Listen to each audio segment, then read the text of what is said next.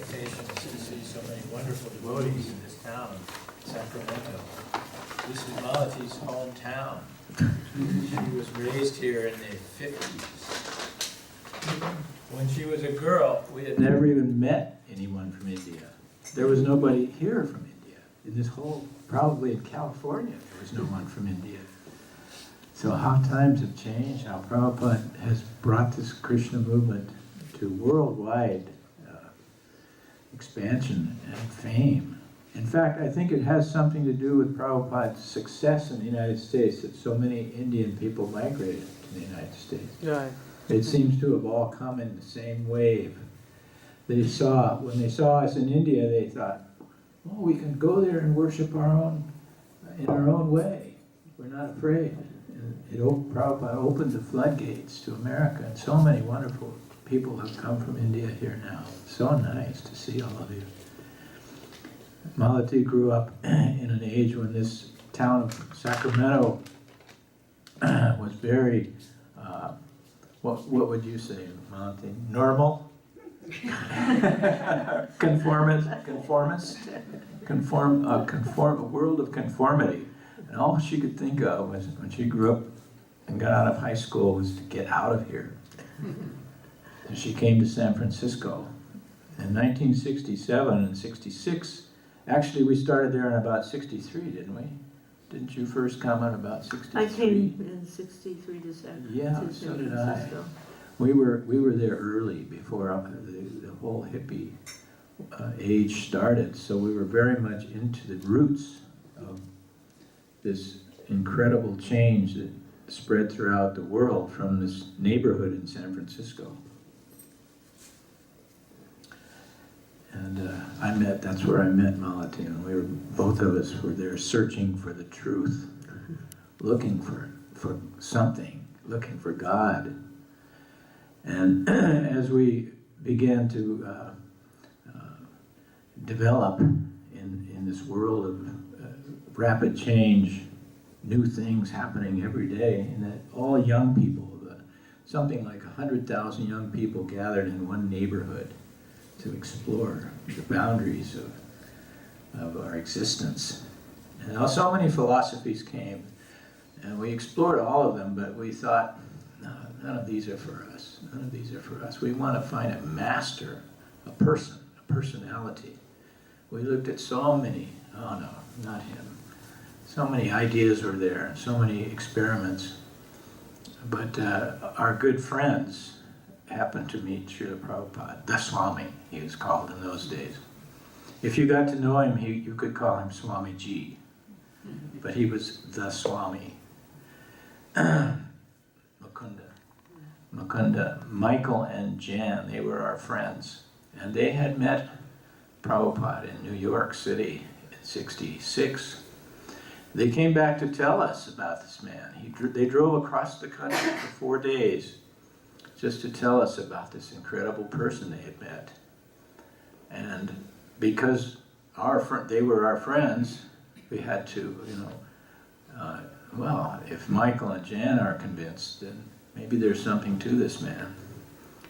And they were also very skeptical, and they examined things closely. And if they were convinced, we were already pretty much convinced. So this is the story of how we started in San Francisco. Then so many things happened. I mean, everybody's probably read all of the history books. I'm writing a book now, my memories of this whole, those years with Srila Prabhupada. And last month I wrote about San Francisco, and I had interviewed Malati for that particular time period. But because we can remember, when we sit together, we can remember so much. 2 heads are always better than 1. And Malati's worth 2 heads, so 3 heads practically. So that helped so much knit the story together. So I've come up today to spend tomorrow with her, interviewing her about the London period. This month I'm writing about London. That's where you'll find out my head is empty. No, your stories, I mean, you remember things that nobody else did. It'll be so neat, but tomorrow we're going to do that. So what do you want to talk about tonight, Malati?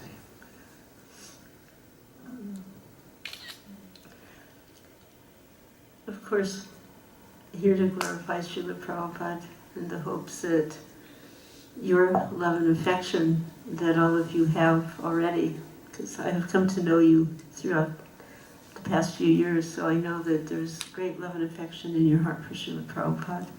And it's one reason I like to come here and be with all of you.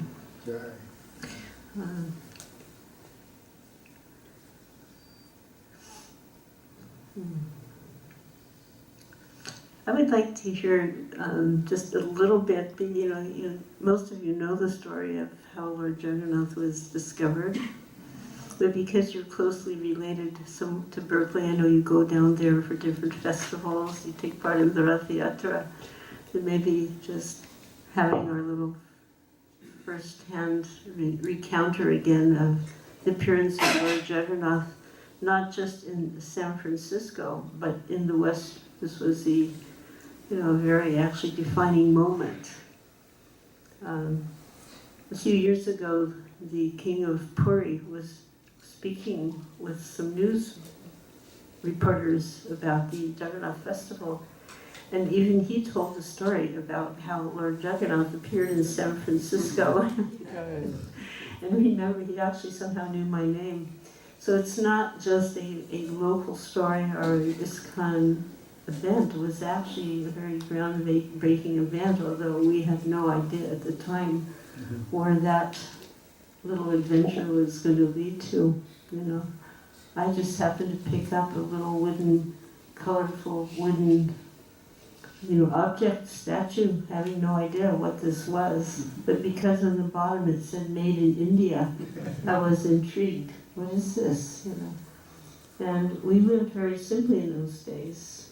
I don't know if you remember our apartment, but the devotees, just like you have this little mat on the floor just to sit on, that's what we'd sleep on, directly on the floor. So our apartment had one piece of furniture, and that was a table in the kitchen to work off of, and everything else was bare. And there was a fake fireplace with a mantle above it, like a shelf. So I put this little wooden thing that said made in India on the phone. I just put it on that shelf. And sometime later, Mukunda and now our initiated, but Shyamasundar and Mukunda took this little figurine and he brought it to Srila Prabhupada. I wasn't in the room for that. I was downstairs in the temple, which was under the apartment building. Prabhupada was like above the temple. There was apartment buildings, and he was in an apartment above the temple. As a side note, interestingly enough, a young devotee lady recently had moved to San Francisco, and she got an apartment in the same building. But not only in the same building, they've discovered she has the apartment that Srila Prabhupada was in. Yes. And she's very open to having, she's still there. This was just a few months ago, so she should still be there, but she was very open to having devotees coming, to the darshan. So that's something you might want to check out.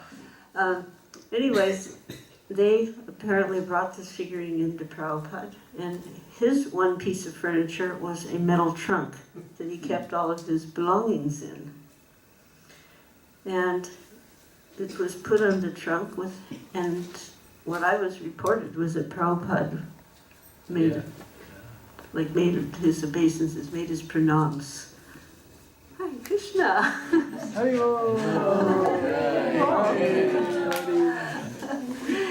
Here comes the face of Berkeley. Hallelujah, Hare Krishna.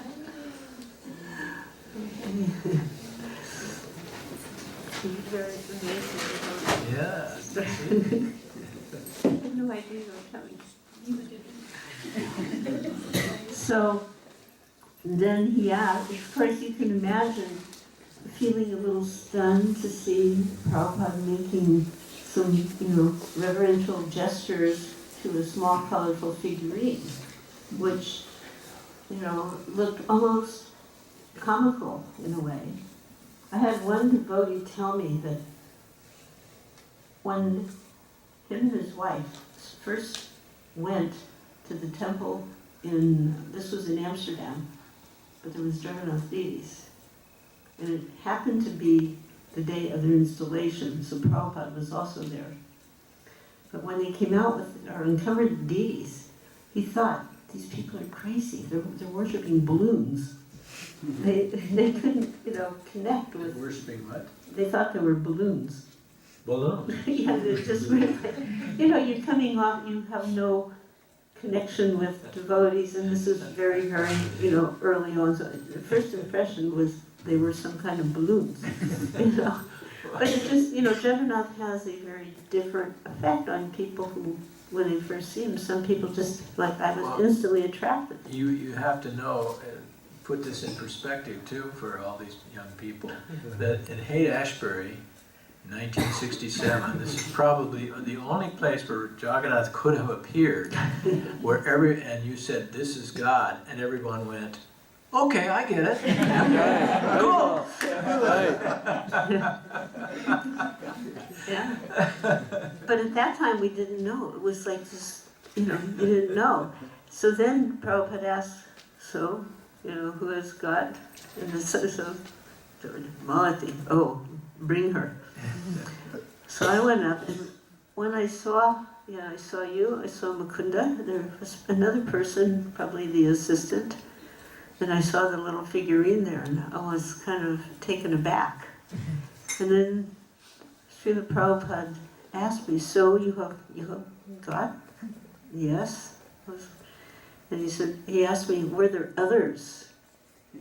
And because they had come and they were on display in these kind of large wooden barrels, and there were three of them, 3 barrels, one for Jagannath, one for Subhadra, one for Baladev. So I got a little enthusiastic. He said, were there others? And I said, yes, lots. But he was very sober. He says, no, 2 others, different. There was really 2 others, different. And I got a little more sober. He said, yes. And he said, bring them. And at that point, he turned to Shyamasundar and he said, Shyamasundar, can you carve a large size? And he made a height with his hand. And Shyamasundar, being very artistically oriented with wood, he liked to work with wood, he immediately said yes. Probably it should be known too that how you acquired this. So they know that. I've told them that detail. That's why I kind of skipped over that one. In those days, we had no money, and it wasn't thought of as stealing because it was revolutionary times, and the poor always stole from the rich. We called it liberating. No, but actually it did fit in with our philosophy. We just misapplied it. We felt, as before becoming devotees or trying to become devotees, the mood was nothing belongs to anybody. So you could take whatever you wanted because it didn't belong to anybody. When we became devotees, everything belonged to Krishna. So you could take what you wanted for Krishna. So that got kind of pushed to the extreme, and there was a point in time we understood that it wasn't honorable to steal, So myself, I gave up that habit at that point. But there was, when we went, do you remember going to find a piece of wood? Yeah, very clearly. We went out to Cleveland Wrecking Yard. That's where we went. There's a company called Cleveland Wrecking Yard. They used to be in San Francisco, and they were dismantling all the old Victorian homes, probably 100-year-old homes. So they had a huge yard in South San Francisco with lots of wood from these homes, demolished homes. So we went out there and bought that. A big piece, about 10 feet long, big enough to cut into 3 pieces. And put it in the back of that old 1952 Chevrolet van that I had, Like a panel truck, like panel truck. And it weighted it down and back so much that it was about this far off the ground. But we hauled it up. My friends came and we hauled it up. What were we on the third floor of that apartment house? No, second floor. Yeah. Yeah. The building's still there, Haight and Lion. It overlooked there was a park called Buena Vista Park. So we were on Haight Street, and Lion Street was across in this park called Buena Vista Park. So underneath was a dry cleaners, and the dry cleaners had like an it was a business, and it came out a little bit into the the apartment buildings on top or set back. So it was kind of like an overhang, which was more or less like it became a porch for Shyamasundar to go out and I start had to go out the carving. window to get out there. And carve. Yeah, it wasn't like a regular balcony. I went rather slowly on that project because I knew that Prabhupada Swami would stay with us as long as that. And so weeks went by actually, and almost every day he would ask me, "How is it ready?" And finally, he came to know what we were trying to do, install it, and he set a date, March 23rd. Wasn't it? Yeah, March 23rd, 1967, installation. I mean, when you think about it, that's pretty phenomenal because he just arrived in January. What was the date? 17th. So January 17th. And quite quickly after that, like within the week or so, we were initiated. Initiated, married. Yeah. The whole movement was in motion so quickly. Prabhupada came and just stirred things up like we became like bees. Everything got fixed up and organized, and although we knew nothing about Krishna consciousness. We had no books. Prabhupada didn't have. He had a few volumes of the first canto of Srimad Bhagavatam that he had brought with him from India. Those were the only books we had. And not everybody had one because he only brought 200 sets with him. Yeah, I remember we bought a set. Yeah. But the language was difficult to follow somewhat. And we weren't so much interested in books anyway. We had the person Bhagavad right with us. We just couldn't keep our eyes off of Prabhupada, the Swami. The first thing that attracted me anyway, and I think most of the other young devotees, was Prabhupada's personal beauty. He was just so gorgeous. You look at him and you couldn't take your eyes off of him. Every expression, every movement of his body, his graceful movement was captivating, captured us. We just fell in love with him. And then when he started talking, and the wisdom that came out in everything he said, this just sucked us right in. We didn't care about books or knowing much about the long tradition he came from or anything about Vedic India. We had no knowledge of any of that. We were American boys and girls from the 40s and 50s. And so he just showed us by example, and very slowly he brought us up. He didn't lay any heavy trips on us, like, you must do this, you must do that, you must rise up early, you must do that. He told us this it would be good for us. Our morning program at those days began at 7 a.m.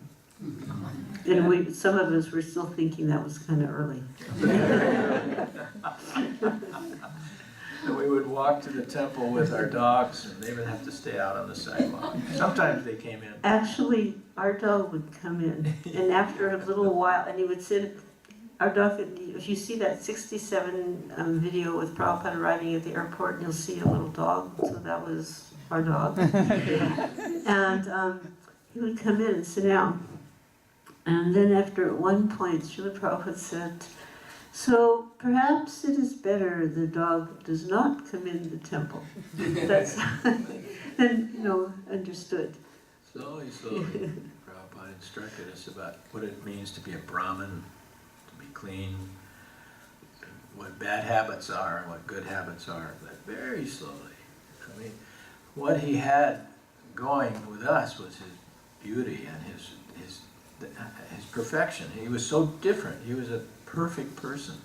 We had never seen anybody who was perfect before. And still, I mean, you can't find anyone like Prabhupada. A few, well, maybe 2 years back, I had a reunion with Pradyumna. Remember Pradyumna? Prabhupada used to call him Panditji. He was a Sanskrit traveled editor. extensively with Prabhupada. He was a devotee, a young boy from New York. He was Prabhupada's Sanskrit transliterator for all of his books. So he traveled with Prabhupada and did the Sanskrit. And when he got married, his wife would do the typing. She would do the transcribing. Anyway, Pradyumna, after Prabhupada left us, Pradyumna got a job with the United Nations in New York. For almost 40 years, he traveled. He was in charge of putting on ecumenical council meetings for the United Nations in different parts of the world, conferences, ecumenical conferences, where all the great religious leaders would gather to talk. And he did this for decades for the United Nations. So his job was to go around the world and interview every sadhu he could find, every spiritual person, rabbis, and he even found witch doctors in Africa, and, Christian saints, and all these people from all over the world, Buddhists and Jains. And he would come to India and spend months wandering around through the villages, meeting these sadhus, and getting the best ones to come to these conferences. I said, Pradyumna, I mean, over all these trips and years that you've taken, you've met everybody in the world, Dalai Lama, people like that. How many Prabhupads are there out there? It's a good question, huh? If anybody would know it, Pradyumna. And he just threw his head back and kind of grinned, and he said, nobody even comes close.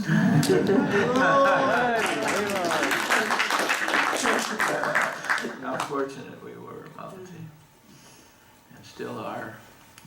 So when we took this little delightful, insightful tour, I was just commenting on how quickly things transpired. Like he said, we were busy like bees. January 17th, he arrives in San Francisco.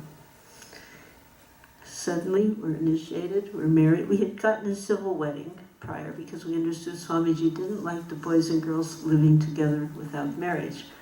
When you're in the hippie sampradaya, you don't get married.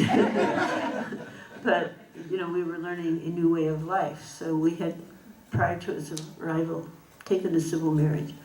But we had a Vedic marriage by the hand of Srila Prabhupada. And then, in fact, I remember for our marriage, because we didn't have saris and dhotis in those days, there was one sari in the Hare Krishna movement, and it was the sari that Janaki Devi wore on her marriage to Mukunda.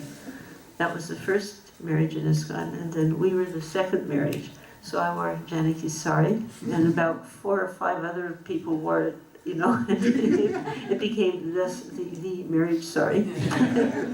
And Shyamasundar Prabhu had on a brand new pair of black Levi's jeans. And when you get that part where you tie the end of the sari to, so I was tied to one of the belt loops on the jeans.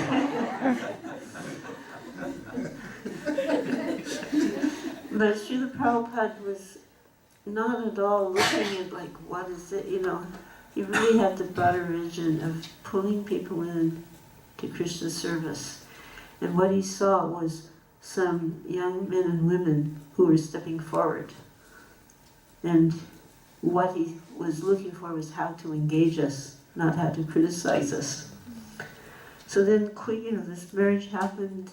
The first Gaur Purnima was in February that year. That was our first major experience at the Hare Krishna festival as such. But really, all we were told was that that we could understand is we would fast for half the day, and that was for many of us, quite an, first ordeal like that. It was almost like an ordeal. And Prabhupada told us that we should fast, but if it was too difficult, you could take a little fruit juice, or you could take some sugar candy. So he meant, if you're from India, you know they meant the mystery, the sugar candy. But we weren't sure what that meant, so some of us got these little packages of lifesavers that are made with sugar and water. And so I remember, we had our little package of lifesavers in case we couldn't make it till the evening. And the instruction was to just, to chant. Chant Hare Krishna and then celebrate afterwards with a little feast. So things were, as he explained, given to us simply according to the ability we had to assimilate at that time. Yeah. But on the other hand, he didn't go out of his way to try to dumb it down for us when he taught. Like we were elementary school level or something. Whatever he was translating at the time, Prabhupada would speak about the next day at lectures. Like the night before, if he was translating from Chaitanya Charitamrita, even in an advanced chapter, he would lecture on that in the morning. So at that point he wasn't. Chaitanya Charitamrita came later. But he did speak on Chaitanya Charitamrita. Yeah, he spoke on Chaitanya. Yeah. I haven't. I've been researching. Yeah. In the evening. If you read those lectures from those early times, it's like, oh my God, he was saying this to us. Yeah, very advanced stuff. And so we didn't get a lot of it, but we started getting bits and pieces. The essentials. That God is a person. That He's the supreme personality of Godhead, that He has these 6 qualities, those that we got, and that we are not this body. We're a little spark of Krishna's sunlight. We started getting that, that was the simple stuff. I'm not this body, what a relief. What a relief this became. And suddenly we were sages. We had a way of looking at the world now that nobody else had. We knew who God was, who we are, and that our activity should be to serve Krishna.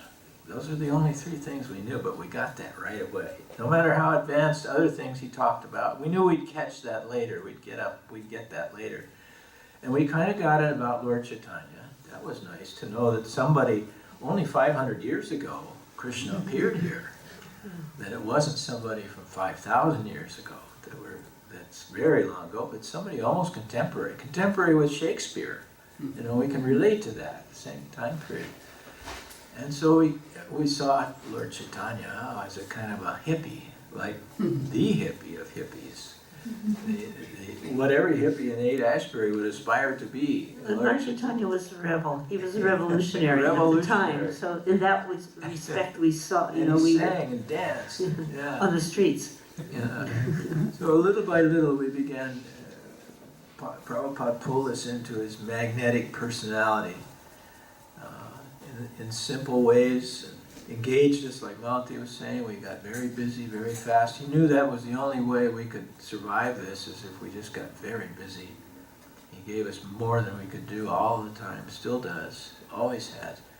That was his mode of expanding Krishna consciousness. He told us, one of the main things he told us is, he says, you only have to do 2 things with your life. 2 things, that's all, simple. Become Krishna conscious and spread Krishna consciousness. Very cool. And you become Krishna conscious by spreading Krishna consciousness. We got that. Oh, okay. We like this whole American advertising world. Let's spread it out through the media and through popularization. Like we were students of that as young Americans. We learned that. So it was very easy for us to go out in the public and start spreading Krishna consciousness. We got Prabhupada on the radio, television shows, newspapers, articles, public engagements. We knew how to do that stuff. Prabhupada came to the right place. Actually, before he even came to San Francisco, we began the propaganda. If you remember, we were passing out flyers that said, Swamiji is coming. We didn't have an address yet. So we just said, Swamiji is coming, and we had the Hare Krishna Maha Mantra. Then we got an address, and we said, Swamiji is coming to 518 Frederick Street, but we didn't have a date, and the Maha Mantra. And we had one that said, Krishna consciousness Stay high is forever. coming west. Oh, yeah. Krishna yeah, consciousness is coming west. Yeah. And that one too. Actually, And that's stay high forever. no more coming down. Because, you know, everybody wanted two things. They wanted, ultimately it's one thing. We want happiness. Yes? We want happiness. And, I mean, we could say nobody wants to die.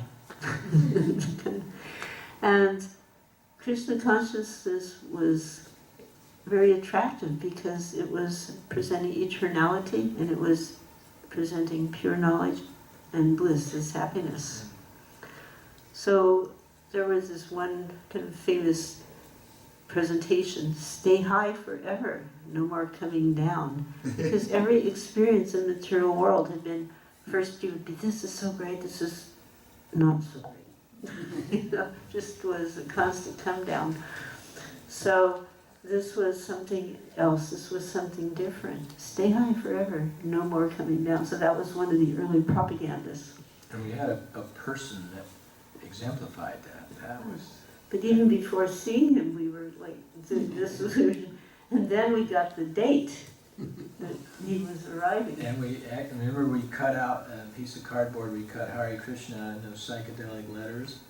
And Mukunda and I'd go out at 3 o'clock in the morning with cans of spray paint. This is just when they had just invented this stuff. They shook it like that and would go ding, ding, ding, ding. They were And graffiti artists. we spray painted Hare Krishna all over the Haight-Ashbury, on the sidewalks, on the sides of buildings. You'll be happy to know I found an old photo where one of our Hare Krishna things is on the side of the Straight Theater building. Oh my God. Yeah. It's an old black and white photo. I found it in the newspaper archives in San Francisco Chronicle. Yeah. We even did it to our car, remember? Yes, we I did it found to a the picture car. of the car It too. was, I found a color picture of our old Krishna. it was a 1954 Ford. And there's Hare Krishna stenciled all over it, psychedelic, right? One of my early services to Srila Prabhupada was I would drive him to, if he had an appointment. And I mean, when I look at it now, this was the car we had for him. The front seat was broken. It was leaned back, so he couldn't stand up straight. That's not the only thing. The front of the car would inexplicably sometimes pop up. So, you could be at any moment in America. So in San Francisco, you know how the streets are up and down? So in the passenger street, you'd see, you were just like, and then the bonnet, you know, the hood would like pop up. But it took us a while. We didn't realize this, but Prabhupada had really never driven fast before in a car. Ever in his whole life. In India, I realized you're really you fast. can't drive very fast. Imagine back in the old days. So when we he would ask sometimes to go out in San Francisco, or had to go to places like the consulate or something Yes. for his visa. And he would love to go on the freeways. We learned that right away. They had to, you know, that I don't know if it's still existing, but there was at that time only one freeway in San Francisco, and it went kind of like around the city. So Elevated, it was elevated. yeah, an elevated freeway. And so to get to the consulate, I had to go on that. And he really liked it. He liked, oh, so fast. So I got the idea that he liked that road. So no matter where I had to take him, I would like going that road. 70 miles an hour, the hood might fly out. And then I asked him, so that first they go, oh, so fast. So I thought, oh, you know. And I said, so do you know how to drive? I asked, you know, like, not maybe the most deeply introspective, elevated question to ask your spiritual master. I asked him if he knew how to drive. And he said to me, he goes, no. He said, but my sons did. He said, but I had a car. At first he says, no, but I had a car. You know, I didn't drive. I said, my sons could drive. But when he said he had a car and he didn't drive, I was still under the impression that a Swami would do what would amount to like magical things. I mean, actually, he did do magical things. He transformed us. But I was thinking at a more mundane level. So it's because I didn't know that in India at that time, if you had a car, it means you had some means, and you didn't drive, you'd have a driver. But I was, with my immaturity and my thinking, He could drive without. he could drive without a driver. And then, like when I was at the airport, I started thinking, we probably didn't even really need to send him a ticket. We could have just come, But we had a lot of, at least some of us, at least I did, had a lot of misperceptions about what a spiritual personality was and what was spiritual behavior as opposed to, just behavior that was maybe above the ordinary level. So above the ordinary level, but above that was the spiritual life. And that's where he was taking us. And we started slowly seeing that this other behavior that might be, like some Swami getting some sand out of his hand, or, these things which were very impressive initially to some Western persons, was very ordinary behavior. And Srila Prabhupada Swamiji was giving us a very extraordinary path of behavior to follow, a very highly developed level of consciousness. And little by little we understood that we weren't actually as advanced as we initially thought we might be. It was just the beginning of a very long journey, Srila Prabhupada. From there, we spent, 2 years in San Francisco? Almost 2 years, with 67. Till August of 68. August of 68. Yeah. And our initial work was accomplished. We got Krishna consciousness established in San Francisco, and it started branching out. Some people went to Los Angeles to start a branch, and other people went out to Santa Fe, and new chapters were coming up in different parts of the world. So at that time, the Haight-Ashbury hippie golden age was just about finished. It was kind of bad things started to happen, more crime, and drugs got harder and harder, and the original purpose or meaning of Haight-Ashbury was beginning to dwindle quickly. The love and peace was disappearing. The polish was off the apple. And we wanted to get out of there too. We wanted to spread Krishna consciousness somewhere else. And at that time, the scene, they call it the young people's scene, I guess you'd call it, had moved to London. And Prabhupada kept talking about London all the time. That some of his godbrothers had gone there and tried to start.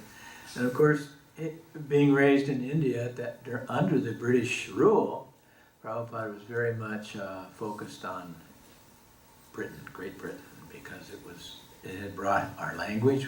We had a common language because of the culture of Britain. And he was always talking about London, about England, this and that. So we kind of got the idea, wow, maybe we could go to London and start a center there. And this music group, the Beatles, in those days, unless some of the older guys here might remember the Beatles, what they had for influence around the world. But at that time, in the late 60s, the Beatles had for almost 10 years been the mouthpiece or the voice of the youth of the world. Whatever they said, what to speak of recorded, was thought to be like the gospel, Bible of millions of people. Young people all over the world thought that the Beatles knew what was going on. This is what, whatever they say, we have to listen to. So we had seen that George Harrison, one of the Beatles, was becoming fond of Indian spiritual philosophy. They had gone to Rishikesh and studied with this Maharishi and so on. And many of their songs came out to reflect some Indian influence and philosophy. So we got this idea that nothing is impossible, Krishna can do anything. Let's go to London and meet these boys and make them devotees. And that was, we just thought we could do it. But part of the emphasis, the part of the push behind that was hearing from Prabhupada, quote Bhagavad Gita, whatever the great personality does, whatever the great man does, the common man will follow. So they were the greatest men on earth at that point in time, as far as the focus of the young people and a wide audience, outside of one country. They had a international audience. And Prabhupada was our example in that respect too, Yes. because throughout his career, even though he had no followers whatsoever, he would still go to people like Gandhi or the President of India and hand him his book. He wanted to influence the most influential people in the world. He wanted to teach them Krishna consciousness directly. He taught us that as a method. That's right. Go ahead. Yeah. In that way, there was no feeling of impossibility. Sometimes you've maybe heard that quote, famous quote from Srila Prabhupada. It's concerning, it was first uttered when he requested the 17 volumes of Chaitanya Charitamrita be published in, they said, well, we could probably do it in 2 or 3 years. And he took his cane and he hit the ground, he said, 2 months. And they just like, impossible. And he said, hand on the cane, impossible is a word in the Fool's Dictionary. Yeah, that was the spirit. So that was the spirit. And Srila Prabhupada was also very empowering, just like when he asked you to carve Lord Jagannath. Can you do this, Shyamasundar? He didn't start, can I do this? What will I need to do it? Yes. By his simple desire and request, we would immediately agree to something, no matter what it may have, what proportion it may have seemed. Just like when he asked, he suggested to help a young girl that was having a hard time in home life. She wanted to join the temple, but she was only 16, and her mother was not very favorable at all, nor did she treat the girl well. And her brother had become a devotee. So the brother asked Prabhupada, is there something we can do to help my sister? Prabhupada looks and he goes, the girl's 16, I'm like 21 years old and he's 24. He says, perhaps Shyamasundar and Malati can adopt her. We didn't think, well, that's crazy. She's 16, we can't do that. We didn't. Yes, okay. The next day I went down to the city hall to get the information and we took this. I mean, amazing. He took the mother to court and the judge awarded us custody. That's right.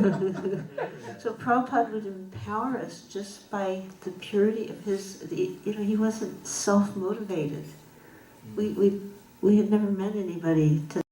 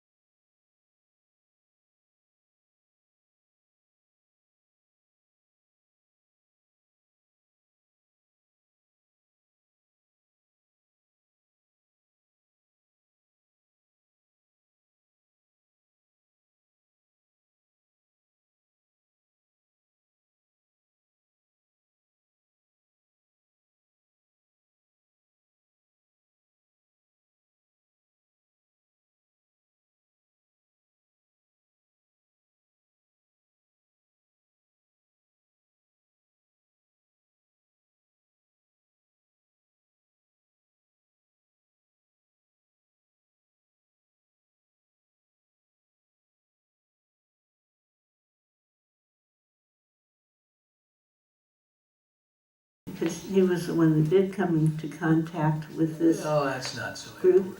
important. Yeah, but they like to hear a little bit about that because it happened because of Krishna. I mean, George was looking for Krishna consciousness. He was looking for Krishna. In fact, I've found in my research that he gave an interview in the summer of 1967, long before.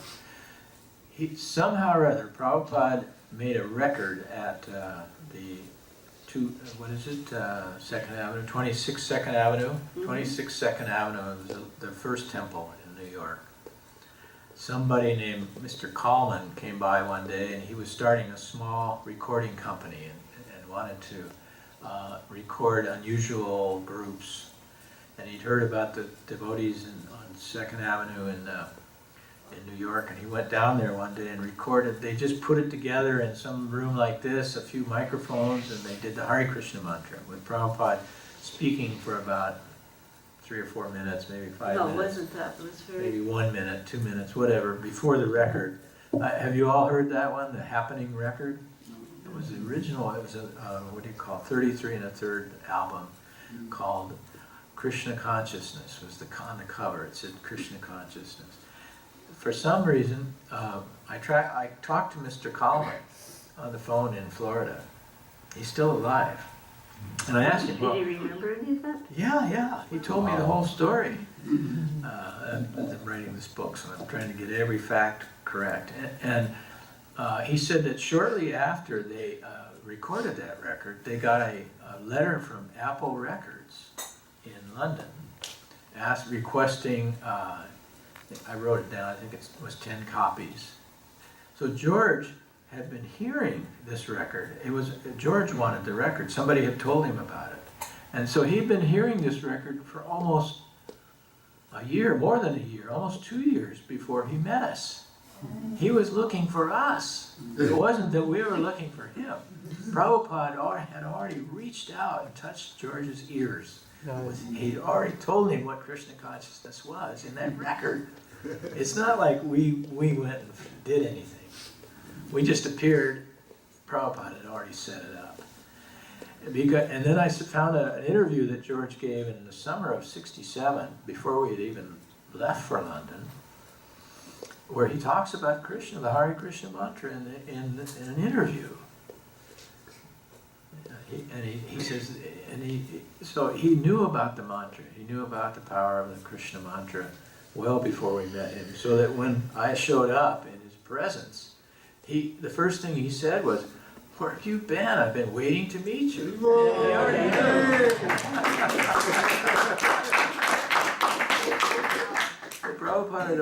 Prabhupada did all this. He did everything. Everything came from him. We thought we were doing something. We were doing nothing. We were just going through the motions. I remembered that one of the devotees had been there around at that time. He described this, and they went to a small studio and they practiced with the sound engineer for approximately 15 minutes. And then Srila Prabhupada was playing a wooden call. We didn't have any of the mridungas, certainly no fiberglass, but we didn't even have a clay one. So he played a wooden, which he called a call at that time. And it said that Hare was also there, and he was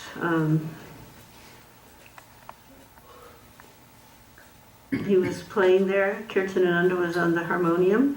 Prabhupada sang the Shamsara prayers. That was one of the things there. And then they had the Hare Krishna Mahamantra. And I was hoping they would have included the address, because in there Prabhupada is thinking this language is the mantra, the simple language. Perfect. Anyone can chant, even a child, even a dog. It is not an artificial imposition on the mind. It's very classic. Because when you do something like a recording or a radio show interview or a television interview, there's always time constraints. So Srila Prabhupada was excellent at giving these nutshell synopses of Krishna consciousness.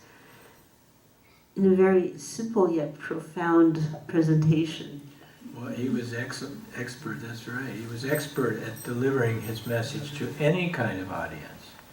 If he's sitting with a big group of philosophers, it's a totally different presentation, but it was perfect, whatever it was. He would say just the right thing. And so many times, I was with him for so many years as his secretary, so I saw him speak every day in so many different types of audiences.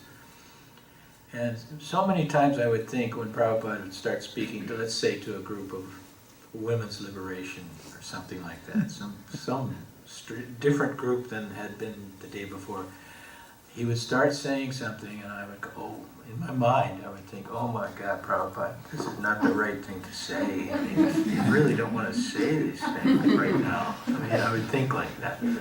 But by the time he would finish his thoughts, it would become perfect. And at the end I would think, God, that was the most perfect thing you could have said to those people. He was the master at presenting whatever audience. If he, on that Dutch television show, remember that? We had like 30 seconds for Prabhupada to speak after we finished chanting the mantra. And he gave the most concise, perfect definition of Krishna consciousness I've ever heard in 30 seconds. Was it wonderful? We were on that television show as a result of making the recording. Yeah, yeah. Yeah. This, get the great man to follow, get the great man to, and all the rest. Well, so George had initiated this record album, we called them in those days now, and That was a single. it was a single. There was a long play and a single. That was 2 years later. Yeah.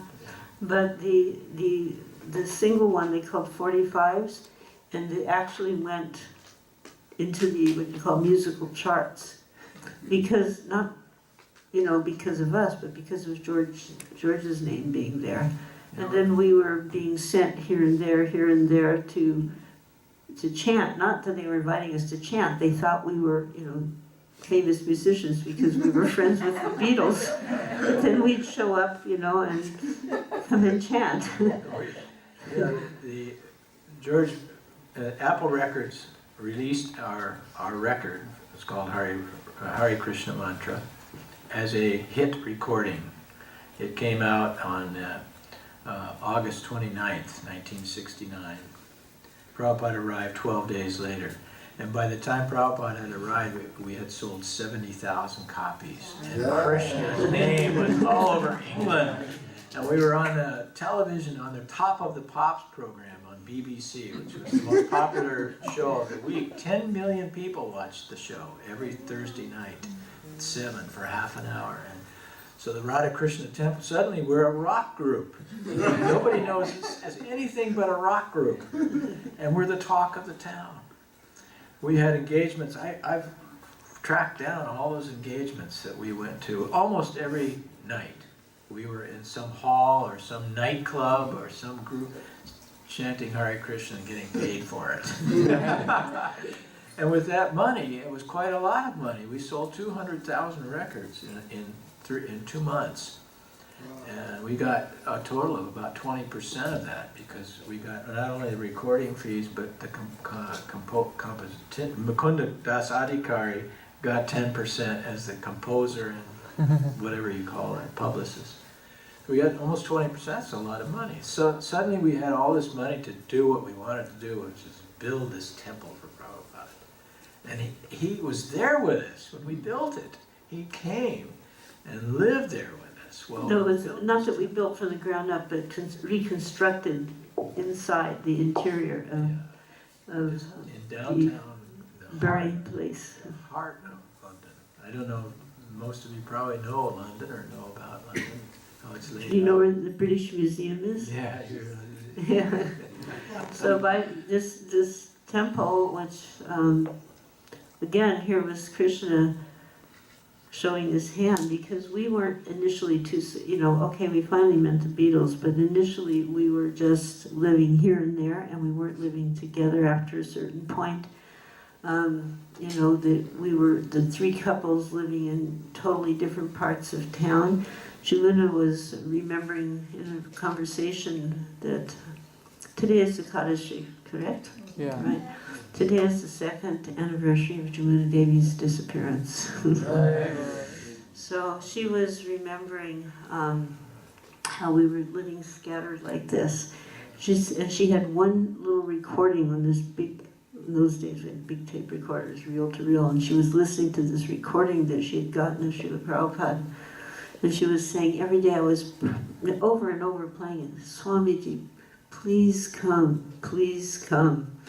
Because it was actually quite despairing. We didn't have a base, we didn't have a temple, and we felt so far away from the Hare Krishna movement. We were just trying, but it wasn't immediately, coming to us what was happening. But when it did happen, then you've read that book by Hare Griva, Hare Krishna Explosion, and this was, an explosion. Yeah, it was Prabhupada. We were away from the Swami for almost a year, a little more than a year. And but I was been studying all the letters he wrote to us. Well, also we made one phone call. Remember that? One phone call. Yeah. And he sent a recording to an address for our board meeting too one time. So, but in those days you didn't have phones or emails, anything like that. Everything was done by letter. So Prabhupada wrote to us so many letters. In 1 month, I think it was, which month was it? November 1968. He wrote us over 20 letters. 20. We left, that was just like 2 Almost months daily. after we left, because he was so anxious for this So he was project. guiding us in that way with his letters. Every day somebody would get one, almost every day. And also many letters after that and during that time, he said, I'll come, I'm coming anyway. I'm coming the next day, I'm making my arrangements. I'm just gonna come anyway. Even if you have no place for me, I'm coming anyway.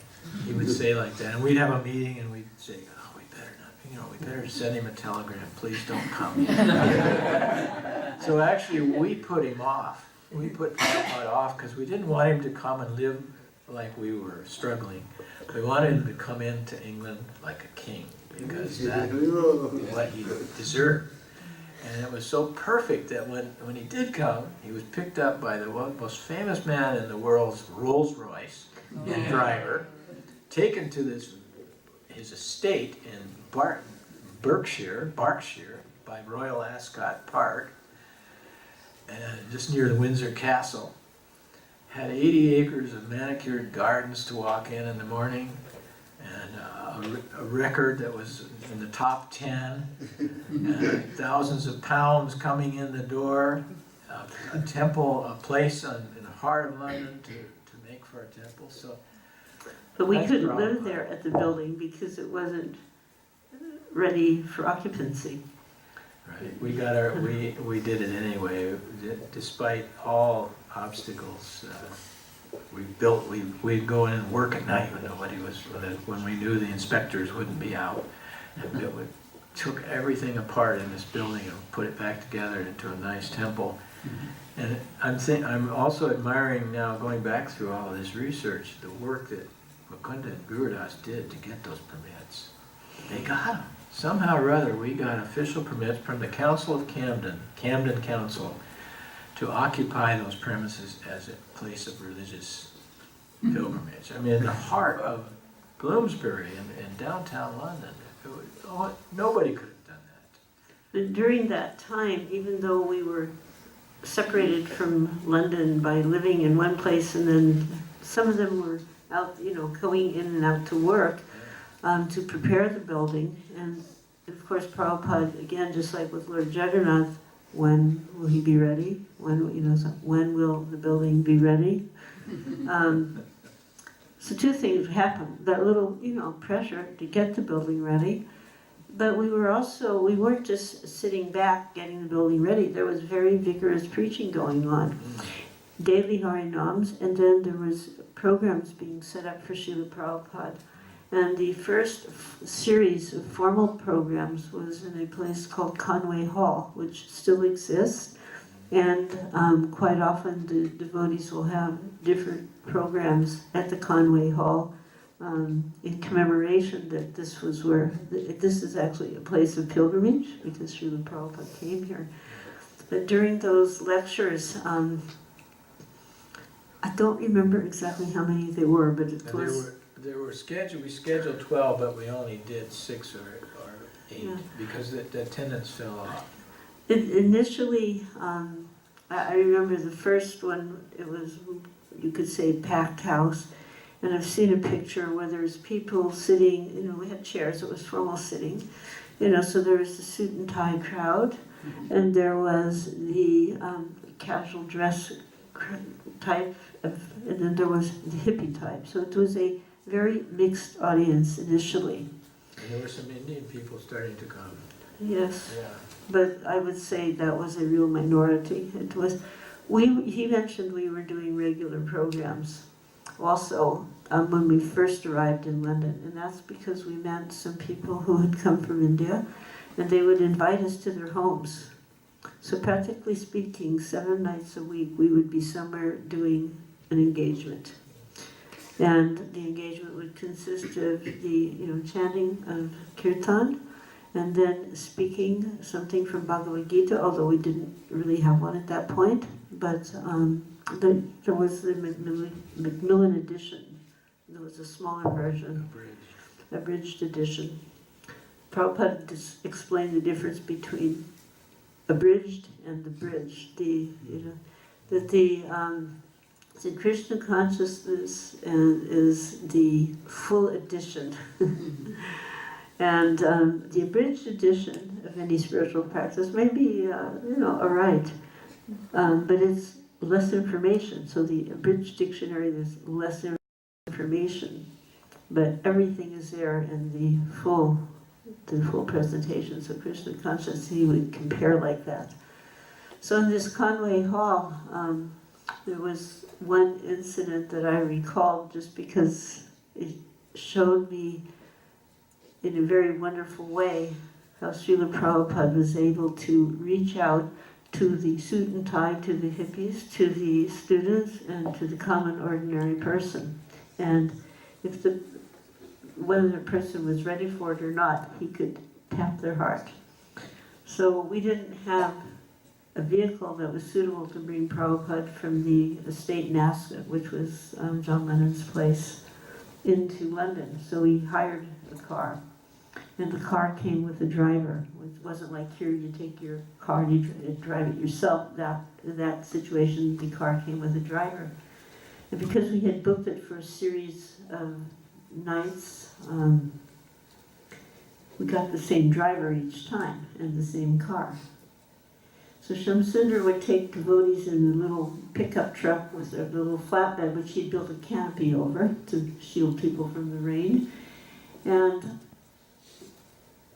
I would go with Srila Prabhupada and his servant and my little daughter, baby, who I was like, any mother can relate to this. My extreme fear, my only fear in those days was my kid would start crying. I was in the back of the car with Srila Prabhupada, and she would start crying.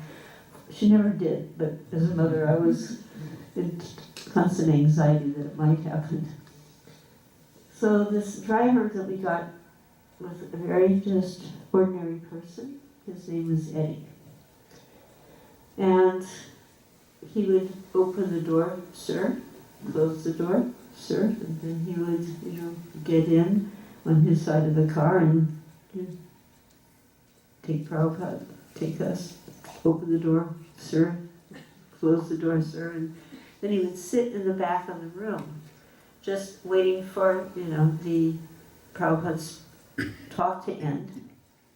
And there would be a kirtan in the beginning, the talk, and then another, like a sandwich, and another kirtan. So as soon as that second kirtan would end, before it would even, the jayams were done, he'd be out the door by the car, waiting for Sir to come.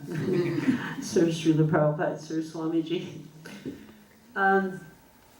One night, Srila Prabhupada gave what you might say was a very classic presentation. You are not this body, you are a spirit, soul, part and parcel of the Supreme Lord Krishna. It was, you might say, a very classic lecture. But somehow or other it had struck a nerve in the audience. So in the second kirtan, it was extremely exuberant. So much so that even Srila Prabhupada stood up and he began to dance. And when he stood up and began to dance, the whole audience was out of their chairs, whoever they were, suit and tie and whatever. At one point, we noticed that Srila Prabhupada was actually not touching the stage. He was, what you might say, levitating. He was still dancing, but his feet weren't on the stage. And it was one of those things, you know, you look to the other person to see if they're seeing it. And it was kind of unanimously seen. So much so that even the audience became kind of the participants, and they were very wildly involved in the kirtan. And then all of a sudden, as what Prabhupada would do, he would speed it up and it didn't, you know, it wasn't like these, you know, kind of modern kirtans where they just bang the heck out of mridungas or kartals so you can't hear the vibration of the mantra. So the mantra was very clearly going, but it was speeding up and then ended. But everybody just had this, you know, incredible transcendental experience. And Prabhupada wasn't acting as if something incredible had happened. He was absorbed in the kirtan. Eddie goes out, he opened the door, Prabhupada left. Everybody else would stay to serve prasadam and clean up. I'm already in the back seat because I didn't want Srila Prabhupada to wait for me to have to get in there. So I'm in the back with the servant. Door closes, you know. Eddie closes the door, sir. He gets in the car. He takes his key and he starts to put it in the ignition. And then he turns and he goes, well, Prabhupada. He kind of got his name wrong. Well, Prabhupada, you got a little out of control tonight, didn't you? And he nudged him with his elbow. We were like shocked, you know. And just when we, you know, I remember the servant, he goes, rebirth material, you know, just thinking, wow, that was really offensive. That, you know, that's kind of what we were thinking. So then he takes the key and he turns the key and he turns and he says, but it's just like you said. This car is no good without a driver. And he understood the connection with the body and the soul. This person who didn't seem to pay any attention to what was going on, he was just the driver. But that night, Srila Prabhupada had actually enlightened his heart and he understood the role of the soul. Srila Prabhupada, so many stories. So at one point, Srila Prabhupada got tired of asking, so how many days, you know? And he announced he was going to go to Berry Place and move in, ready or not. That's what I remember. Yes. And we were totally unprepared for it. I mean, not totally, but almost completely. The temple had been gutted, and we were remodeling, rebuilding everything in a very complex way. And I remember, about 30 devotees were living in that building?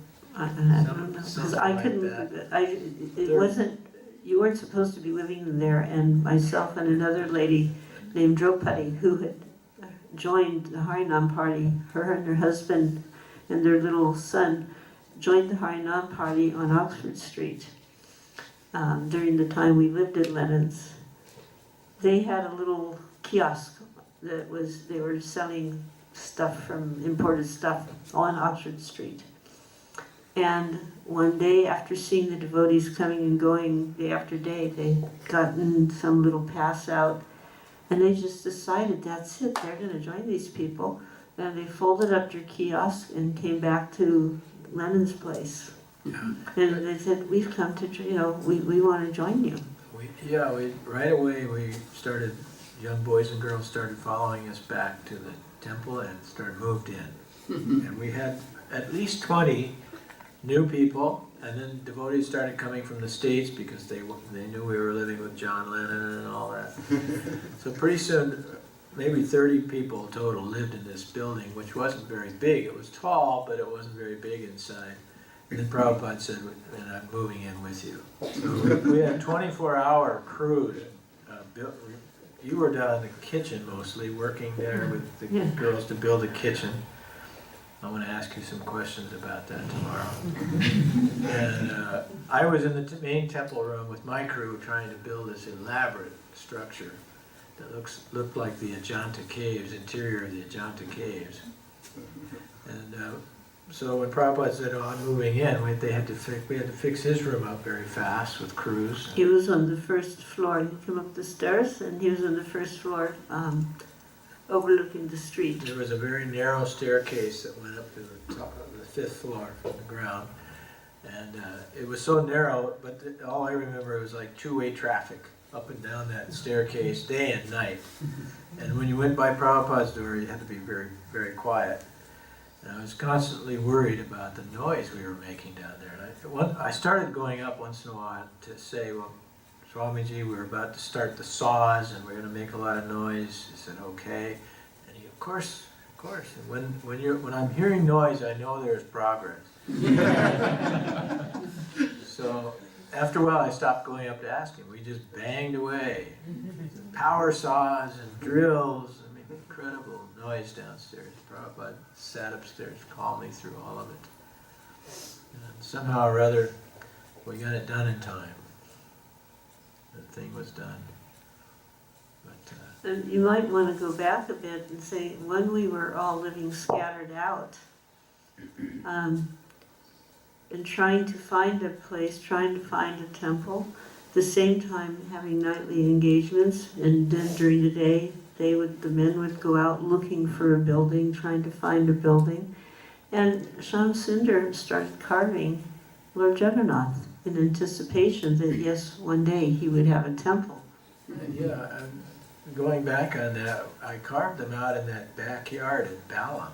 We lived out in Balam because Prabhupada said we should have a Jagannath festival. Now at that time we were only 6, and 3 of them were women, 3 men. And 4 of us, there was a little Saraswati. Yeah. And so 6 of us to prepare for a Jagannath parade in downtown London. And we all didn't have a living in temple. separate parts of London, in different suburbs, separated by 10 or 12 miles. And we had 3 new English boys who were helping. Somehow or other, I promised Prabhupada I would build 3 Roth cars. Well, I started building 1, and it got so big. It was like twice as big as any Roth car ever built. Because we'd seen the pictures from Jagannath Puri. That's a big Roth car. I'm going to build one like that. I'm telling you, that thing was about half as big as this room. It was huge. And I was building it all alone. And Mukunda and Gurudas were scrounging around London to get enough money to send me wood and bolts and nails and this and that. I'd call them up every day. I need this, I need that. One of them would come out eventually in my tube and bring it, whatever it was. So this thing actually got built. It was huge, half the size of this room here. There's still only 6 of us to deal with this, and they got the permits. We were supposed to start at Marble Arch at Speaker's Corner and by Hyde Park and go down Piccadilly to Trafalgar Square. They actually got a permit for us to do that. So we started about 3 in the morning on the morning of Jagannath, July 27th, 1969, pulling that, just 3 of us. I would pull him with that truck and a chain to this car. Wasn't Colin Jury and a couple of... Yeah, 3 other English boys. Yeah. And the wheels were at least 6 feet in diameter. And They were huge. Huge, this car. And it had never moved. It had never left the yard. Shyamasundar was never one to think small. I built it to be this much less than the gate on both sides, so that it would fit through. That was the only dimension that I had in mind was, it's got to get out through the gate, so let's make it as big as possible. That much room. We actually got it out in the street, and it was 12 miles to where we had to take, through the streets of London in the dawn, before dawn, dark, early morning. And I pulled with the truck, and 4 guys pushing it. And we got it. It took 3 or 4 hours. We finally got it to the corner of Hyde Park. And then thousands of people came because George Harrison went on the radio the night before and announced it on BBC, the most popular show in town. You guys all got to come down tomorrow to the Jagannath, the biggest parade from India. Isn't that? Thousands of people came. So we started out, and the car went about not even 50 feet, and the wheel broke, the axle broke, and the car went down in one corner. It was on the side of Balaram's side, that It caused the biggest traffic jam in London history. It completely blocked Oxford Street. And you couldn't pull it away. I mean, We had to take it apart, bolt by bolt. But the parade went on. It went on all the way to Piccadilly without the rock car. I remember people carrying the deities. That's what I kind of vaguely remember. Yeah. Or else they put them in a shop, and we went on.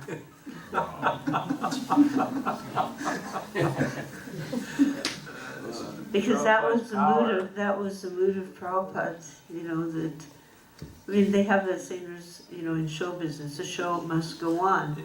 But transpose that to Krishna consciousness, and there was nothing to stop. Prabhupada's letter about that to me, a couple of weeks later it came, was, he said, when I first heard about the Roth car collapsing, my heart was broken. He said, I was in deep pain all day. I mean, when Prabhupada said that, then, I mean, that's really serious. And he said, then I realized that it was Jagannath's will, and that it was a magnificent festival. It was the best thing that could have happened. Now all of London will come and help us. He said, especially if the Indian community now will join us. And it was true. From that day on, thousands of Indian people started helping.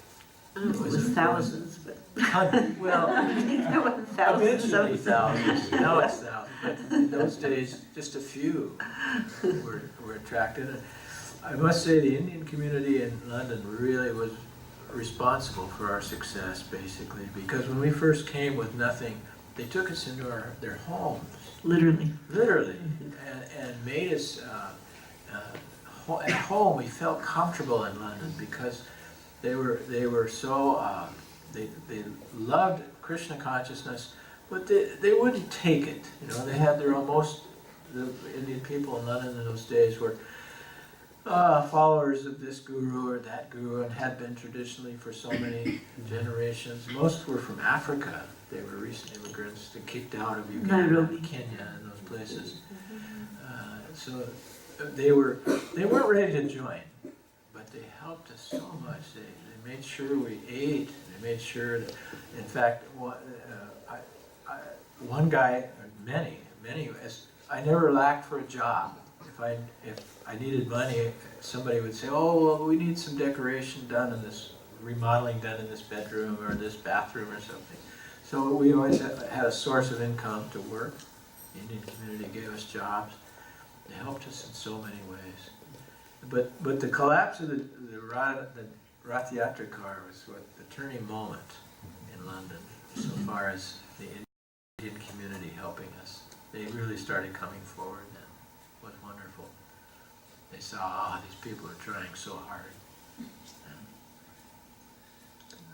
I was just going to go back to the Lennon estate time, and just a couple of small personal experiences, or experiences that other devotees had there.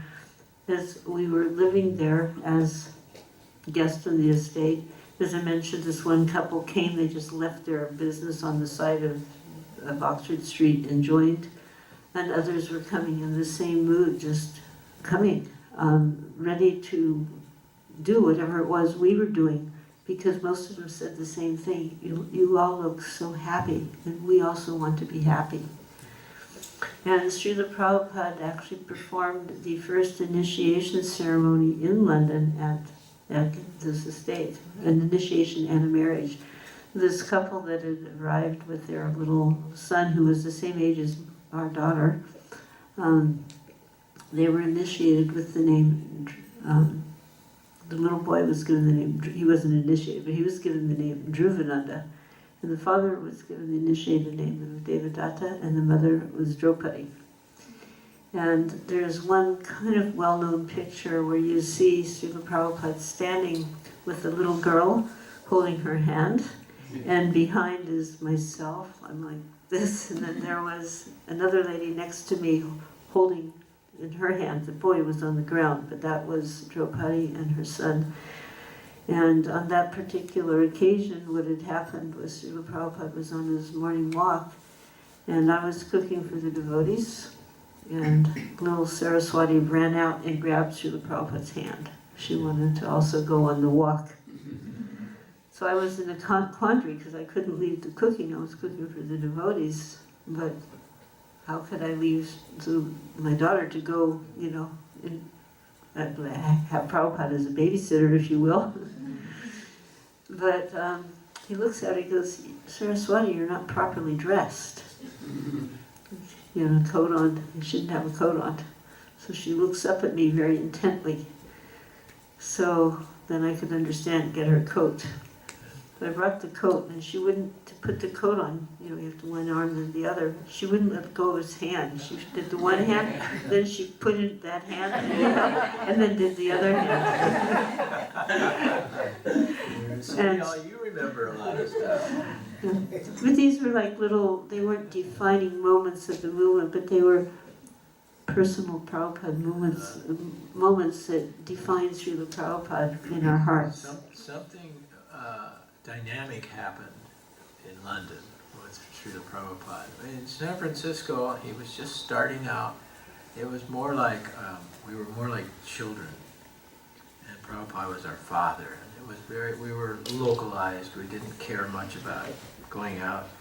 But in London, Prabhupada began to announce his world expansion plans. And he became different. It was like the beginning of the visible acharya. Yeah. From our friend Swamiji to our Lord and Master, His Divine Grace, Srila Prabhupada. He was still our friend. He was still but it was on another level. Yeah. It was, if I can dare say this, but just like when Arjuna had that transforming moment when he realized here was his friend, but his friend was the Supreme Personality of Godhead. Here was our friend, here was our father, here was our most dear friend, our most dear father, our beloved person, but we were seeing him in a far different... The universal form. Yeah. And to see people coming... In San Francisco, a few people would kind of maybe come up and try to touch his feet, but he didn't, it was very few, and he didn't seem to like that so much. In London, it was more than just trying to touch his feet. They were in great respect, in some cases, great awe and reverence. They were wanting to meet him, wanting to know him, wanting to introduce others to him. He became you can say the beginning of becoming a famous personality. But you never saw in Srila Prabhupada any change in his demeanor. That was the amazing thing. The change was happening all around him. But he described it himself. He said, I'm just like the cow. Wherever I go, I will give milk. Become any different in his demeanor and his mood, but he became immensely larger in his known personality and in the outer side. And people would sometimes devotees who were doing the book distribution would, or pamphlet, whatever we would use to like pass out, we would have sometimes his picture, and then afterwards, somebody would get a flyer, they would see his picture, when we would get books, they would see his picture, and they would say, I saw this person, I saw this person. I saw him at an airport, or I saw him here or there. He became known. And so then relating to him as your close friend, confidant, and teacher, and was becoming a famous personality. So it was another type of love that was developing within our hearts. And there was some pride, not pride in the negative sense, but, we always felt proud of Srila Prabhupada, that he was authentic. But there was this pride in seeing that recognition developing around the world, you can say, because England was really, at that point, eyes were on England. And what was happening was being broadcast. He planted the seeds for his worldwide expansion from that moment on. I mean, quite quickly, devotees were going out all over the world, starting branches. Germany was the next. Yeah. France. Anyway, should we ask for questions or? Yeah. Yeah. I want to ask something.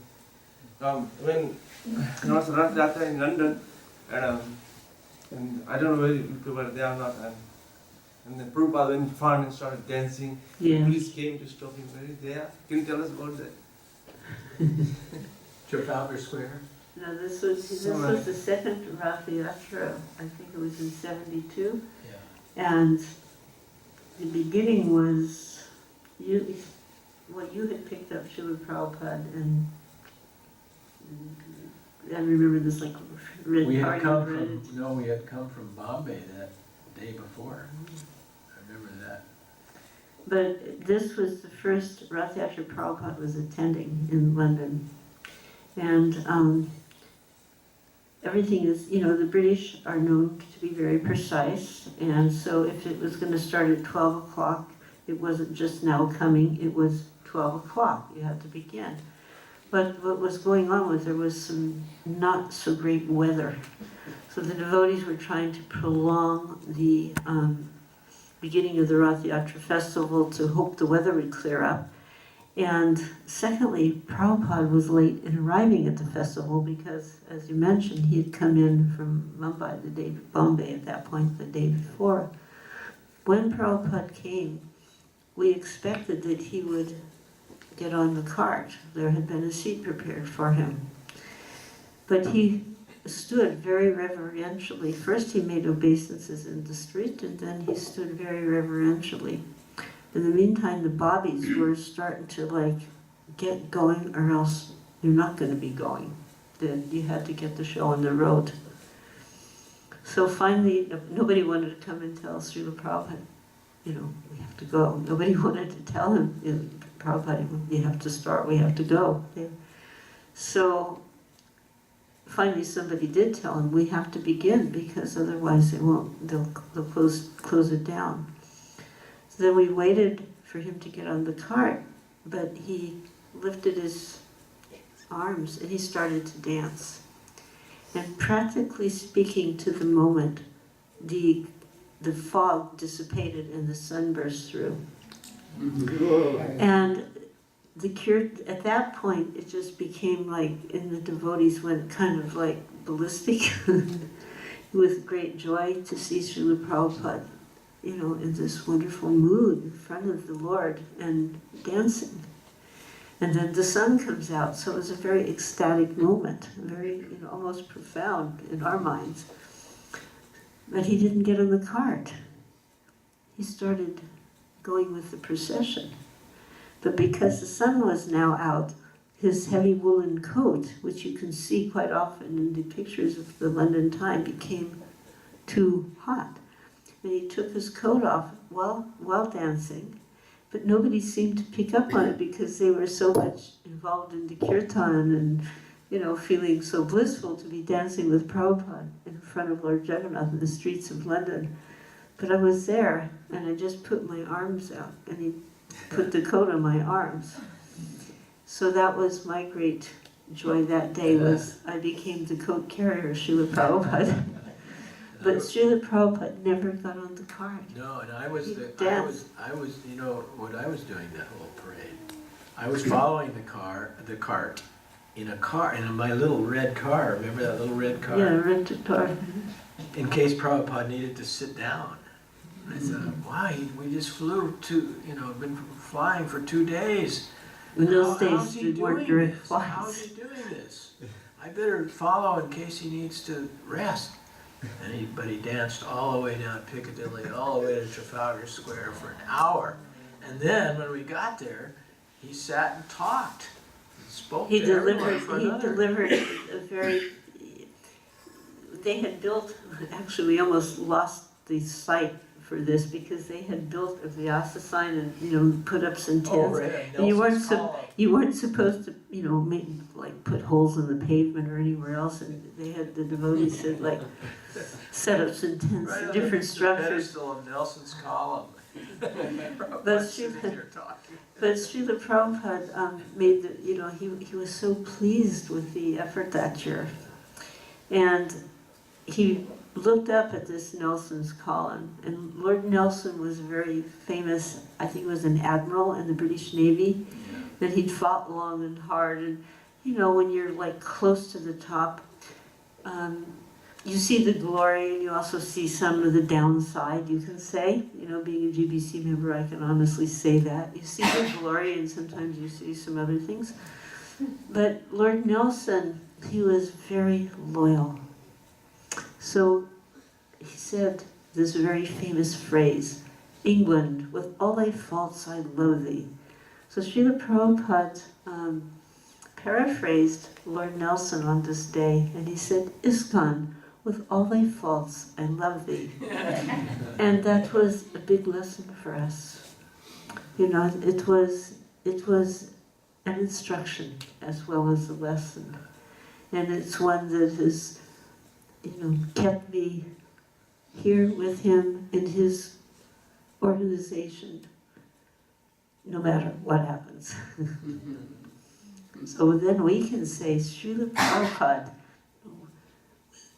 you have no faults, and we only love thee. I remember when you were the secretary of Srila Prabhupada. By the way, Shyamasundar drove 6 hours to get up here today, so he's probably a little tired. He lives down south near LA, and he just arrived around 3:15, non-stop drive. At one point, Shyamasundar was thinking, is it true that there can be a person who's so perfect they have no faults and they don't do anything wrong? So he became Srila Prabhupada's secretary, personal secretary. And I remember that he was scrutinizing, and he was looking not to fault find, but out of, is it possible, is it possible that there's a person in this world that doesn't make any mistakes? We know the conditioned souls make mistakes. Is there anyone really that perfect? And I remember him saying one time that, not in an offensive way, that he was just looking to see, did he ever make any mistakes? And he said, his conclusion was, no, Srila Prabhupada never made any mistakes. Perfect person. I observed Srila Prabhupada so closely, year after year, every day, all night.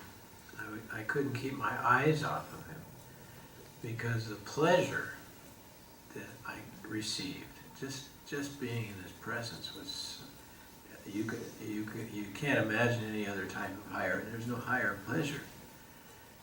Everything he said, everything he did, everything he thought, everything he wrote was just perfect, without flaw, and always surprising, endlessly surprising. As soon as I thought predicted in my own mind what Prabhupada might do next, he did something different.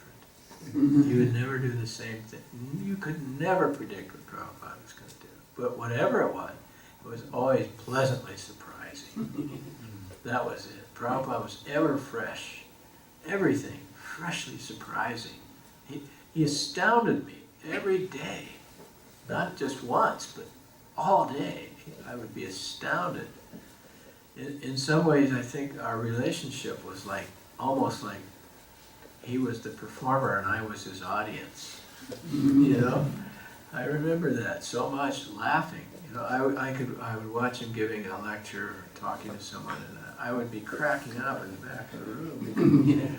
I knew Prabhupada was like almost like putting somebody on. You know, he had something going. He was doing something with this person, and he would look over at me and kind of wink or something like that. You know, constantly surprised by. Trying to capture the person's. Yeah, I mean, it was always so sweet. But he was a jokester, a joker too, a prankster. He always had us in stitches.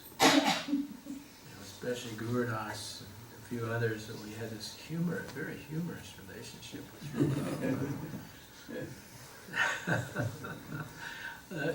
I'm looking back through photographs, probably looked at 30,000 photographs of Srila Prabhupada. 30,000. That's how many exist. And there's not one photograph where Prabhupada doesn't look fantastic. He just looks great in every photo. There's not one bad photo of Srila Prabhupada. And in most of them he's smiling or laughing. Well, actually, sometimes, I mean, he would have an appearance of being of gravity, you might say. And I remember one time one person asked him, well, why are you always so serious? Do you ever, you know, the person was asking, do you ever, you know, why are you smiling? Prabhupada, he kind of, sometimes he wouldn't directly speak to the person. He'd comment to the side to his devotees. He'd say, he does not understand spiritual ecstasy.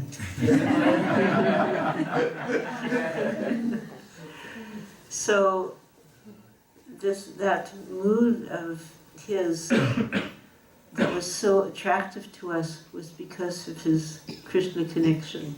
Krishna is all attractive, and Srila Prabhupada is all attractive servant who was trying to attract all of us in order to offer us to Krishna for his service. That was a very wonderful memory, how we attempted to become Srila Prabhupada's puppets. As Prabhupada said on his landing in Boston Harbor, that I am your puppet. He was writing the poem to Krishna. I am your puppet. Now you can make me dance as you will. Make me dance. So we would have liked to have that mood a little more deeper than we did. And on one occasion, one young man said, Swamiji, I'm just your puppet. And Prabhupada looked and he goes, yes, you are my puppet. I want you to dance this way, but you are dancing that way. So in a very loving, sweet, gentle, but very clear way, he always let us know somehow or other just where we were at. And we were always happy to be there. His chastisement was like a loving embrace. His instructions were enlightening. And he was the embodiment of the most loving personality. Jai Srila Prabhupada. Yeah. Can I ask a quick question? Hare Krishna, thank you so much for a wonderful lecture. I wouldn't call this a lecture.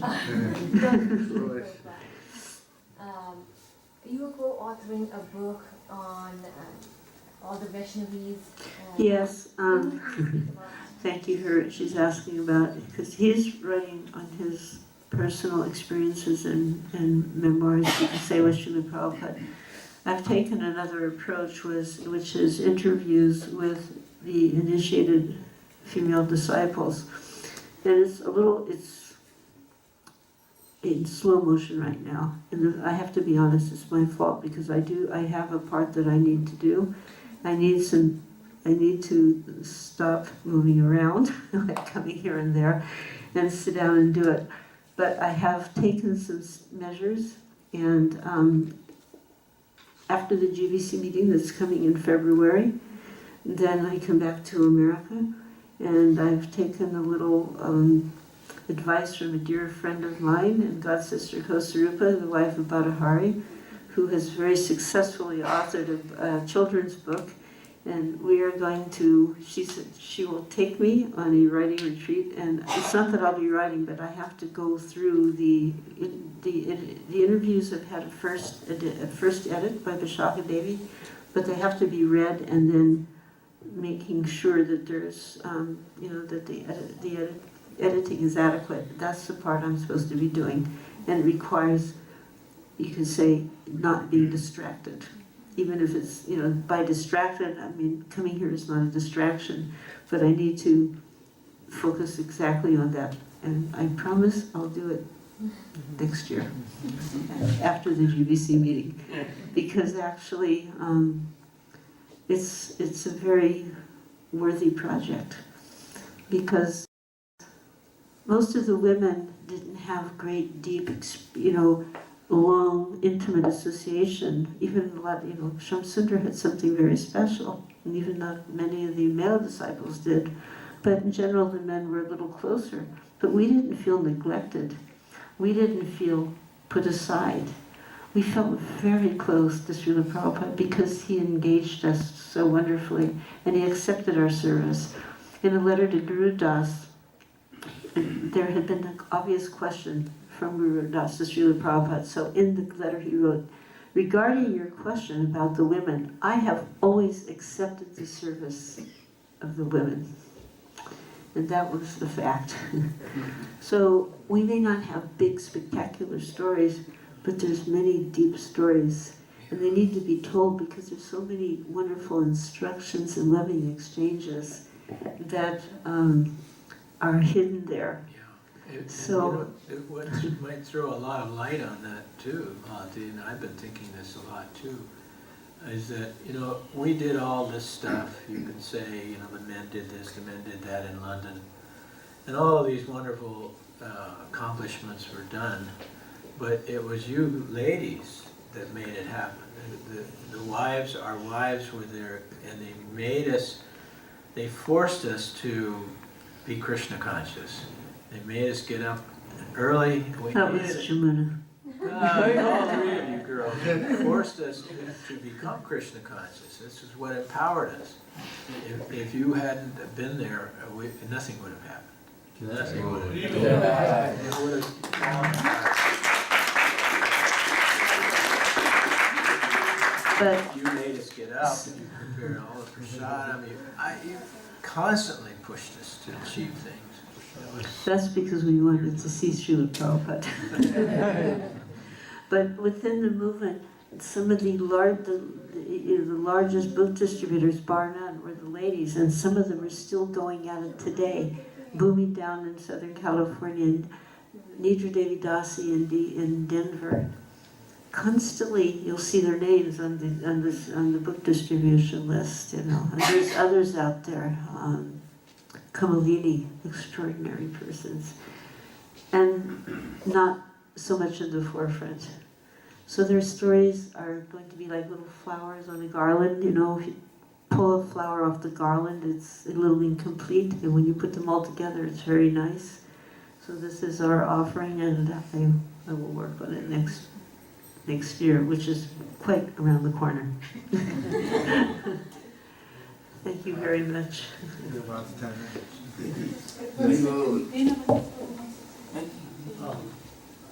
And Shyamasundar's book, please encourage him. Please, we're waiting for this book. I don't need much encouragement anymore. I'm into it. It's more fun. Just let me tell you something, that Shyamasundar Prabhu, a few years ago, his life was at stake. And he required a new liver. This was serious business. And they were going to put him on a list, a wait list. And I was with Radhanath Swami when he called and told us the news, and after he hung up, I looked at Maharaj, I said, we can't have Shyamasundar on a wait list. He might not make it. So what should we do? And he says, well, you know how to use the internet.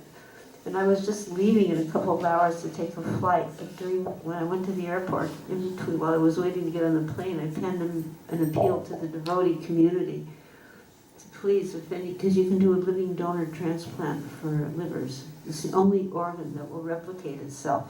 If you have a heart transplant, the other person has to be dead. But for a liver transplant, you can have a living donor. They take out 60% of the liver, give it to the sick person, and your liver will reproduce itself. Yeah, they grow back. So I put this note out, and I don't know the number, some phenomenal number, 34 or more devotees. Let me tell that part. I went to the hospital the next day. She put out an email on the PAMO or one of those networks, goes around the Krishna movement. Shyamasundar needs a liver. Does anyone care to donate? Here's the number. And it was the number of the hospital, University of Chicago Hospital. I said a little the more. foremost liver clinic in the world. And I went to the hospital the next day for my checkup, and I walked in the door, and the chief nurse said, "Who are you?" That was her first words. "Who are you?" And what do you mean? She said, "We had over 60 phone calls last night from all over the world that want to give you half their liver." You don't believe that? It can't happen in any other. Famous personalities die because nobody will give them anything. I read a story about a big football star. Nobody would give him, he couldn't get somebody to donate a liver, even his own children. Well, it's not that hard. I mean, medically speaking, it's quite an ordeal. To match up a donor. But this is the power of Krishna consciousness. But the person I didn't know. who did it, I didn't know any of these people. I didn't know any of them. Over 60 phone calls from around the world, from Russia, from Norway, Greece, Africa. I was kind of going for the head. I thought maybe I should get an African liver. the person who finally did it was a person from India, but he was living in Vrindavan, right in the I backyard. have an Indian liver. But I want to say that the person came to me, his name's Gopinath Prabhu, he's a disciple of Radhanath Swami. His wife Parijata does communications for ISKCON in Mumbai. He came to me and he said, "I'm thinking about this." He says, "But I asked Maharaj." He says, and Maharaj says, I have to ask Parijata, that's his wife, and they had a little child. And her response was, "This is a once-in-a-lifetime opportunity for service." And they both were thinking, "We want to read his book." The book hadn't been written yet, so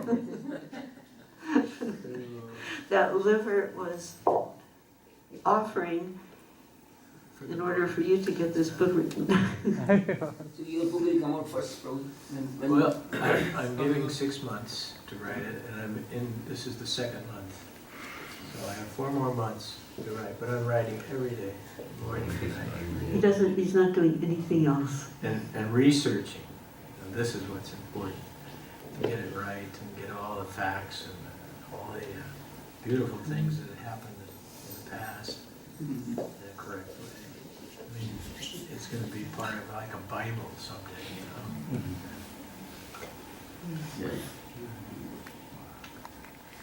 Srila Prabhupada ki jai. Srila Prabhupada's devotees ki jai. And that includes all of you. Thank you so much. I mean, every moment, every drop of nectar is, you could stay here all day and for many days. I was talking to Guru Dasa a few hours ago and he sent his warmest regards. Oh, really? Um, And even we were with Vaisheshika Maharaj a week or so ago, and he was talking about this concept. Don't let Nirkula hear you say Visheshika Maharaj. He was talking about this concept, if then, and if we can surrender, like these early devotees did, to such an extent, then anything and everything can happen. Krishna makes these things happen. So Alita and I are really happy to be here. For so long, everyone's asking when can Mataji come and sing or give class, and we're always trying to figure out when, and a year passes, and tonight when we got the email that Shyamasundar, His Grace, and Her Grace Malati were going to be here, there was no way we couldn't come, so thank you. I have a friend, Tom, who I've known for 40 years, and he's always nudging me, like, why don't you guys do this in Berkeley? What's happening? He's always pushing me. And several months ago, he said, why don't you do a George Harrison tribute? When my story with Krishna consciousness, many of you know, and Tom was always wondering, trying to have me to explain certain things, and my explanations were so poor. And like once that I would give him a copy of Chant and Be Happy, and he was, well, why didn't you give this to me last year? Because it was so much better explanation of mine. So he says, well, why don't you, so he knows the connection. He loves George Harrison, and he was saying, why don't you ever do a George Harrison tribute or appreciation day? And I never knew these things were going on anywhere. And I thought, yeah, well, this is, Berkeley. I mean, I can't do this by myself. And then I got a hold of this DVD, which is a Hare Krishna tribute to George Harrison, that is pretty much narrated by His Grace Shyamasundar and His Grace Guru Das and Mukunda Goswami. And this tape is phenomenal. It really details, the story, the chronology of events that led to Shyamasundara's idea of, hey, let's go to London and meet the Beatles. Maybe they can help us. And it gives so many details. And after I saw this DVD, I thought, yeah, I think I should try to surrender and do this, So that's what's happening. We're trying to put on a George Harrison Appreciation Day in Berkeley for the satisfaction of Lord Krishna and Srila Prabhupada, and to show our gratitude to George and John and the Beatles for everything that they've done, for the movement and to spread the holy name. In this tape, Mukunda Goswami says that other than Lord Chaitanya and Srila Prabhupada, George has done, more than anybody to spread the holy name of the Lord throughout the world. And he's such a great devotee. And so we've been trying to work on this, and I was going crazy and freaking out, and I'm making my wife's life, miserable because I can't sleep, and I'm thinking, how am I going to do this? And I can't do this. And then I decided, maybe we should try to show this DVD at the Berkeley Temple and see if I can get some help. And so we put out an email to, 800 people, and we showed this one night. Less people showed up that night than normal, actually. But and somebody came up to me after we showed the DVD before Prasadam, and he said, my name is Ajaya, and I love George Harrison. I think he was one of the great Mahatmas. And when I heard that he had left his body, many years ago, I was driving past an ashram, and he says, I'm a musician, and I went home and I wrote 2 tribute songs to George, and he said, I don't even know why I came to the temple this night. I haven't been to a Hare Krishna temple in such a long time. And when I showed up here and saw that you were showing this DVD, so I was just getting goosebumps. And so this person is going to be performing, and he's getting a band together, and we really want to tell the story that His Grace was telling us about how, from Srila Prabhupada's first recording of the Krishna Consciousness album, how that got into George's hands. He bought, I think in Chant and Be Happy, 100 copies. George and John at one point were in the Greek islands, on some boat with their ukuleles for 6 hours chanting Hare Krishna. I mean, their jaws were hurting, but they couldn't stop. They said when they would stop, it was like the lights went out. And so even before the devotees, before you met George, they were already exposed to the Maha Mantra. So we want to tell that story, and we want to bring in a lot of people from the area, from Berkeley, who have never been to the temple before, see the deities, and to hear the story, and to chant, Hare Krishna, and to also to even play that purport of Srila Prabhupada on the Krishna Consciousness album. So anyway, in fact, I have a lot of these here tonight, if anyone's interested, as well as a lot of copies of this Radha Krishna Temple album that George produced. I think it was in 1970, with yeah. When is it going to happen? It's that's a good question. So anyway, the event is February 14th. Valentine's Day. No, February 22nd. Not Valentine's Day. birthday. George's birthday is the 25th on a Tuesday. And this is going to be Saturday, February 22nd. My friend Tom put these, in fact, I just printed this out today for the first time. It's a flyer and an advertisement card giving the details. So I have several of these things, and we're hoping that many of you can come. I think it's going to be a very nice event with the devotees as well as people from the community, because this should be a preaching event, with the Maha Mantra, and at the temple. And this is the first of hopefully many events. It should be. We've never used the Berkeley Temple properly as far as bringing in the community. It's such an area of learning in Berkeley, and we've never gotten together with the community and made proper use of that facility for those reasons. So anyway, I have some flyers. I even have tickets if anyone wants tickets, and we have calendars also, 2014 calendars, and so anyway, thank you very much, and hopefully you can come and we can have fun. Yeah. Hare Krishna.